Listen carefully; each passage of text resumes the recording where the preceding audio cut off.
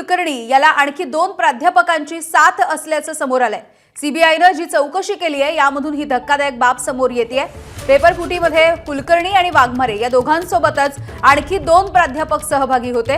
पुणे आणि लातूरमध्ये या इतर 2 प्राध्यापकांचा शोध सध्या पोलिसांनी सुरू केलाय। कुलकर्णी सोबतचे दोन्ही प्राध्यापक एनटीएशी निगडित असल्याचं कळतंय।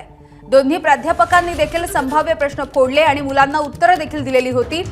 दुसरीकडे मनीषा वाघमारे हिच्या बँक खात्यामध्ये जमा झालेले लाखो रुपये देखील पोलिसांना दिसून आलेले आहेत आणि मनीषा वाघमारे हिचं बँक खातं सध्या सीबीआयने फ्रीज केलेलं आहे।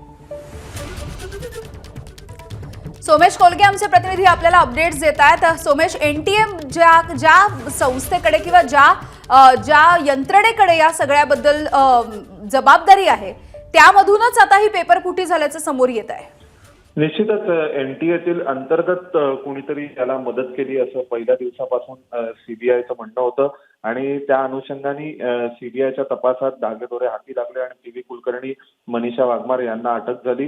टीव्ही कुलकर्णीसह अजून 2 प्राध्यापक एनटीएशी संबंधित आहेत ज्यांनी या सगळ्या पेपरफुटीमध्ये महत्वाची भूमिका बजावली।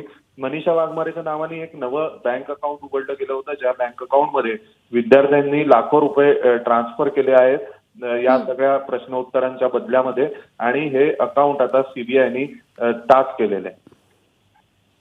सोमेश, धन्यवाद माहितीसाठी। एबीपी माझा, उघडा डोळे बघा नीट।